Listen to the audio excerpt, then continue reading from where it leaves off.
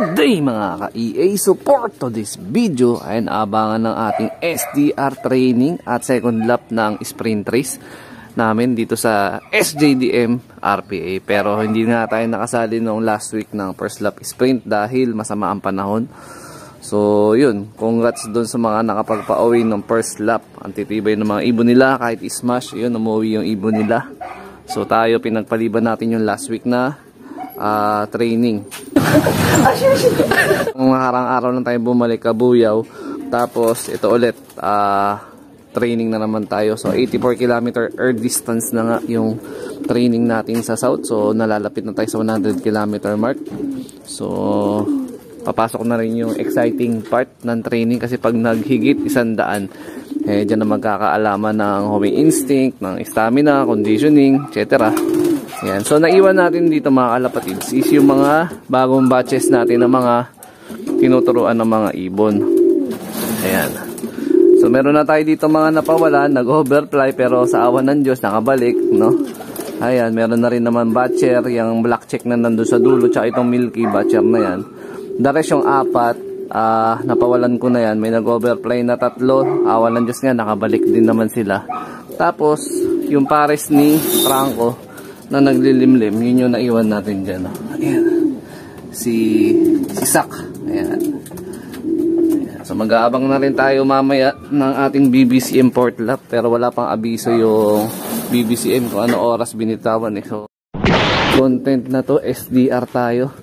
Magpo-focus sa loob ng 8 minutong vlog natin. Ayan. 6:35 nag-release yung SJ dyan sa may San Pablo, Laguna. At maganda naman ang putok ng araw. So dito sa atin, sa San Jose del Monte, Bulacan, maganda rin ang putok ng araw, no? So abangan natin yung ibon. Pagdating ng 7:45, possible meron na sana tayong pauwi. Tama po ba yun? Ilang maganda yung last result ng ating training kasi although may mga naunang dumating na maaga, meron din sobrang kulelat, no? So sana makabawi yung sobrang kulelat na yun last time versus ngayong araw. Ayan. Pero pag hindi pa rin siya nakabawi, so ibig sabihin talagang all outs talaga tayo sa pagsali sa pooling. Ayan. Oh, yan oh. 6:35 San Pablo, Laguna. Sige, alalay lang.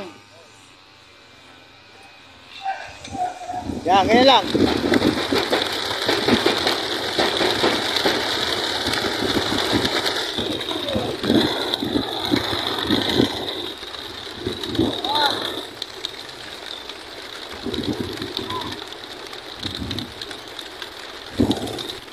Yan. 75 years later. Update time mga ka-EA. Time check 7:41 AM. So maya maya lang ng konti, may mga paratingan na at meron na mga magkaklak na mga matutulin na mga kalapatids natin dito sa club. So gawing norte, medyo may makakapal din pala na ulap. So far so good ang resulta ng training natin. So kompleto pa rin from the start, 6 out of 6 tayo.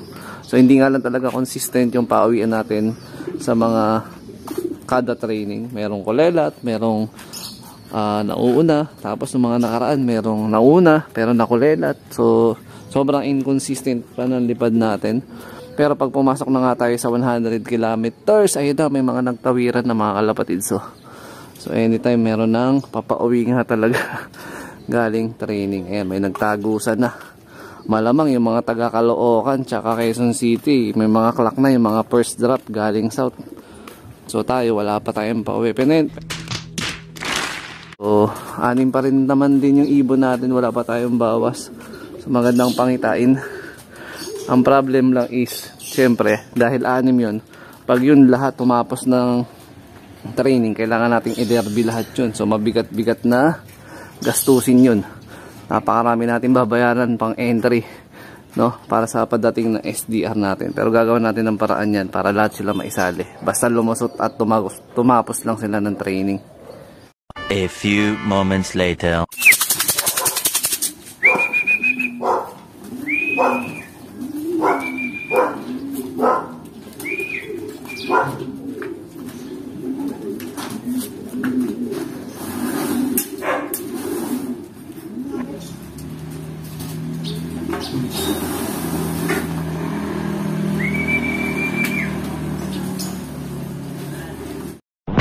Kapatids, nakapag-clock na tayo. 1,006 na lang ang naging speed.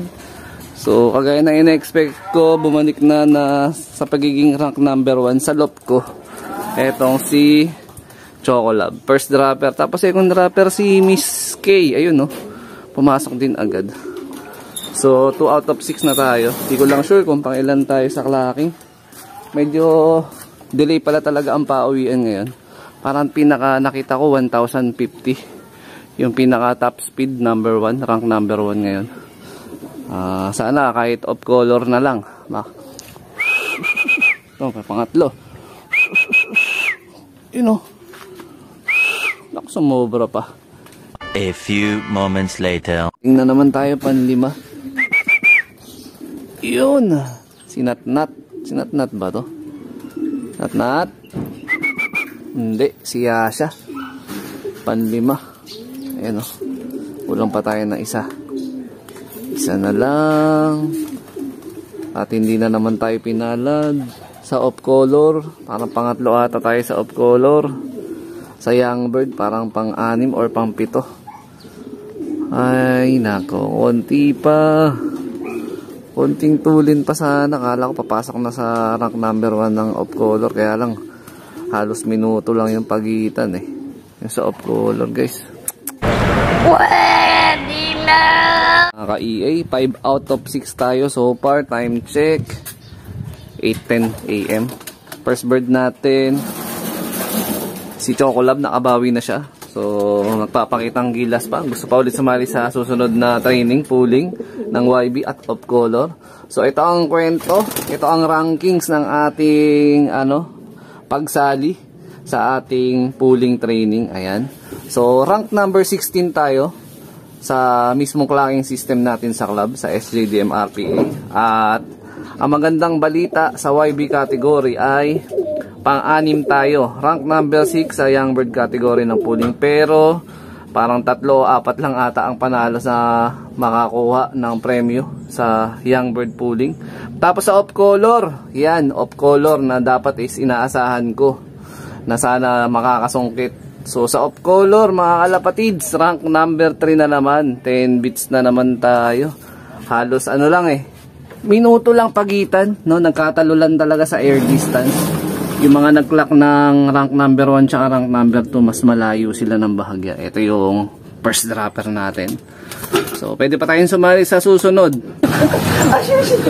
Lang, medyo dumidikit lang dumidikit. Nandun na tayo no, may tulin na konting dagdag na lang sa tulin, no, Chocolab. Tapos ito naging pang-4 natin na dropper, etong si Takamura. Ayan, medyo bumagal siya. Panay ang bugbog yung nila, yung mga mata. Talukap ng mata, di talaga maiwasan pagdating sa truck.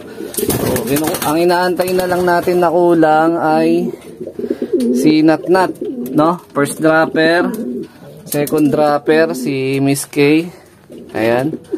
Third dropper natin, etong si Ikapito. Fourth dropper.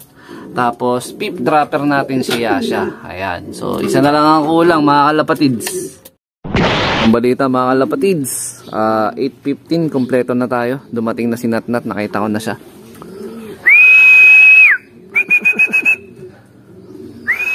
Ayun di ba? Oo, nag-overshoot ka pa ng landing.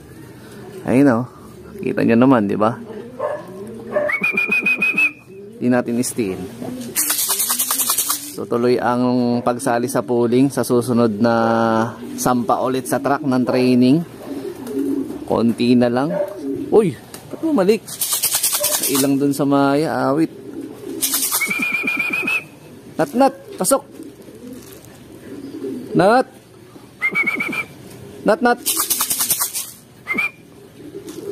Pasok na. Yan. Hindi na kita istikin. Pasok. Pasok.